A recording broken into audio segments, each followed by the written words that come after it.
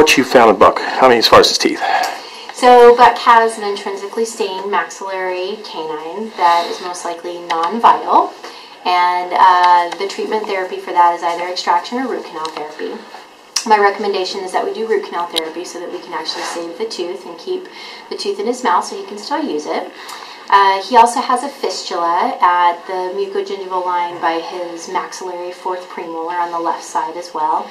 And I suspect that this is maybe where some buckshot has lodged and is now causing infection in that area. And my recommendation for that is that we make a flap and try to remove some of the buckshot if possible, and maybe place a bone graft and see if his bone wants to regenerate and heal up once we get the buckshot out. You're talking about bones with dogs. Kind of run that down a little bit.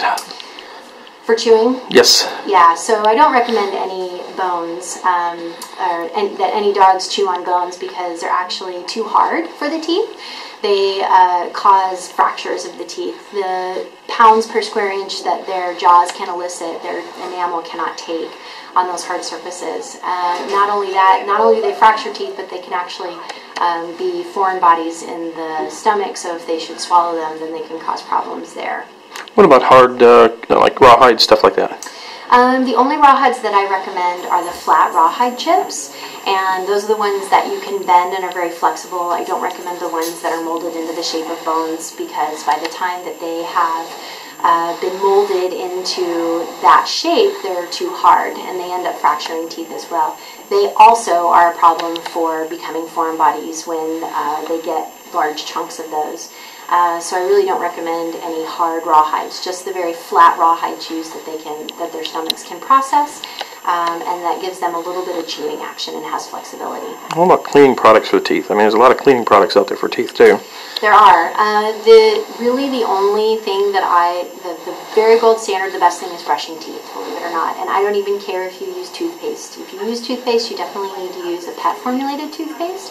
Human toothpaste is toxic to dogs. And that's pretty much it, aside from dental diets. There are diets out there that are large kibble and actually have a fiber structure that allows the teeth to get a lot of abrasiveness from it, and so it's sort of like, I guess, brushing their teeth, but it's better than not brushing their teeth.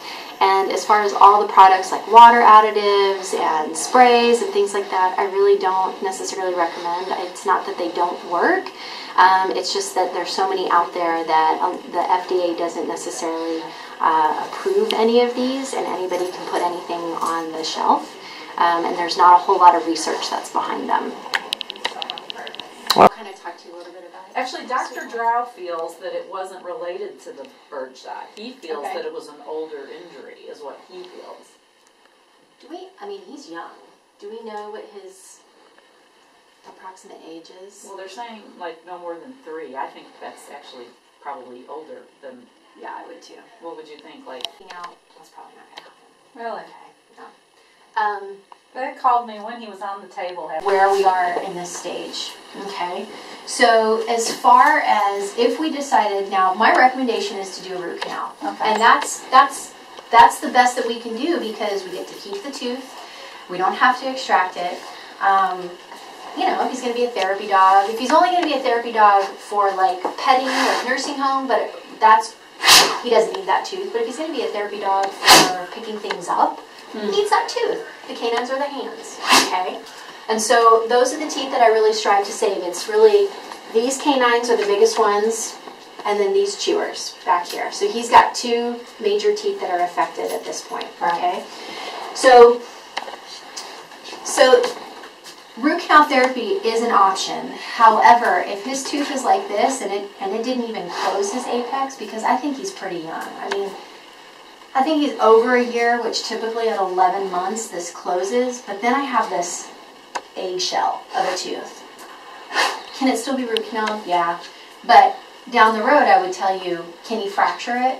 Yeah. It means he really can't chew on anything hard, any hard things. Because he doesn't have a solid tooth here. And so that's your decision to say, well, I'll take my chances. Maybe I can get 4 years out of this tooth versus just take it. And I'll help you make that decision, but I won't know until I take the radiographs, because the radiographs are really going to tell me how much tooth structure is there.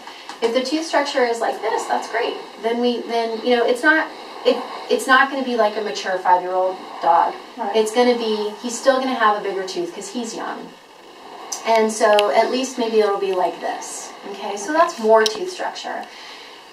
What we do with root canal therapy is basically what I would do is I make an access point here, and then I would make an access point here. Okay, so he probably wouldn't have his exact point. It'd probably be about like that. Okay. And what the process of root canal therapy, and it's just the same as if any one of you guys has had root canal therapy, is we go in with files. I basically strip out the pulp, which is that food source. I get rid of that. So it's now a non-vital tooth, completely non-vital, but it's still very functional, okay? And then I fill it in with an inert type material. It's kind of like a rubber type material and a sealant, okay? Same thing you and I would have if we went to our own dentist. And then basically I place a restoration here, okay? And then I place a restoration here. And the restoration consists of, like, if we go and have a cavity and we have that part drilled out and they put a filling in, it's that same material. Okay. So root canal therapy is not foolproof. If we have this present already, which it's hard to say, probably not. I mean, I take my files, and my file has to file. I basically remove part of the tooth so that I can file 360 degrees around. So I'm making the opening bigger, but that means I've gotten all that pulp contents. I sterilize it with bleach, household bleach. Oh, wow. Yeah, that's the same with that you and I have. And so I want 360 degrees. I don't have files this big. There's no way that I'm going to be able to do that. So I rely on chemical debridement, and that's just not going to be as good.